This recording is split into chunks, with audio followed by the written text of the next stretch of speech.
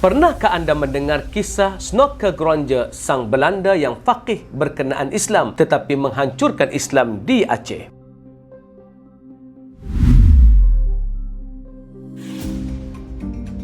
Snoeke seorang yang sangat unik kerana dia cukup tekun mengkaji Islam dan begitu fasih berbahasa Arab. Asalnya, dia seorang Kristian Protestan yang taat. Jiwanya memang condong kepada agama. Dia mula belajar di Universiti Leiden pada tahun 1874 dan kemudiannya menerima gelaran profesor 7 tahun kemudian. Snoeke seorang yang fasih berbahasa Arab, bersunat dan berjaya berguru dengan ulama di Mekah. Apabila Belanda ingin mengetahui lebih lanjut pasal Islam, konsul Belanda di Jeddah masa itu, Johan Cruyff, dah baca penulisan Snoeke dan dapati dia cukup bagus untuk diberikan tugas mengkaji berkaitan Islam. Maka dihantarlah Snoeke ke tanah suci Mekah, tempat yang haram bagi bukan Islam untuk masuk. Snoeke lalu menganut Islam kerana ingin masuk ke Mekah. Pada 1885, Snoeke menukar identitinya sebagai Abdul Ghaffar Al-Laidini. Snoeke melafazkan kalimah syahadah di hadapan Qadhi ataupun Hakim Ismail Agha. 3 kali dia menyuarakannya dengan keras untuk meyakinkan Qadhi. Sesampainya di Mekah, Snoeke melihat keindahan Kaabah dan meminum air Zam-Zam sambil menghantar sebotol air itu ke Leiden untuk rakannya, seorang ahli kimia, mengkaji. Malah Snoeke turut berguru dengan ramai ulama di sana. Selain bergaul dengan penduduk Nusantara yang tinggal di Mekah, dia juga sempat berjumpa dengan ulama besar Mekah, Said Ahmad Zaini Dahlan. Selain berkahwin dengan seorang wanita di Jeddah, dia menguasai hampir semua kitab tafsir seperti Tafsir Baydawi, Tafsir Al-Bajuri, Al-Iqna' dan kitab Tuhfah dipelajari sungguh-sungguh dan mendalam. 2 tahun kemudian, Snoeke kembali ke negaranya dan menerbitkan buku bertajuk Mekah yang menjadi cukup popular dalam dunia intelektual Eropah. Setelah itu, Snoeke dikirimkan ke Aceh sebagai mata-mata bagi pihak Belanda. Aceh adalah wilayah yang belum dapat Belanda kuasai sepenuhnya. Misi Snoeke adalah untuk menjadikan Aceh wilayah kekuasaan Belanda. Sesampainya di Indonesia, Snoeke dilantik oleh Belanda sebagai peneliti pendidikan Islam di Bogor dan guru besar bahasa Arab di Batavia, yakni Jakarta. Pada tahun 1890, Snoeke bernikah pula dengan seorang anak bangsawan pribumi untuk mendalami lagi pengetahuan adat dan budaya masyarakat tempatan. Dengan bermodalkan kefasihan berbahasa Melayu Aceh dan pemahamannya yang sangat baik tentang Islam, Snoeke masuk ke Aceh yang ketika itu masih dilanda peperangan. Dia menyamar sebagai Haji Abdul Ghaffar sehingga berjaya dianggap sebagai ulama dan mempunyai hubungan baik dengan para tokoh adat dan ulama Aceh. Selama setengah tahun tinggal di Aceh, Snoeke akhirnya tahu tentang punca sebenar kenapa wilayah itu cukup sukar untuk ditawan. Menurut Snoeke, semuanya berpunca kerana pengaruh Islam dalam masyarakat serta peranan ulama dan pembesar Aceh yang mengobarkan semangat menentang penjajah. Maka cara terbaik untuk mematahkan semangat mereka adalah dengan taktik divide and impera, yakni politik memecah belah. Antara cara yang perlu dilakukan adalah dengan menyebarkan masalah khilaf dalam masyarakat agar mereka bergaduh dan akhirnya berpecah. Laporannya ini kemudiannya dibukukan dalam tajuk The Aceh,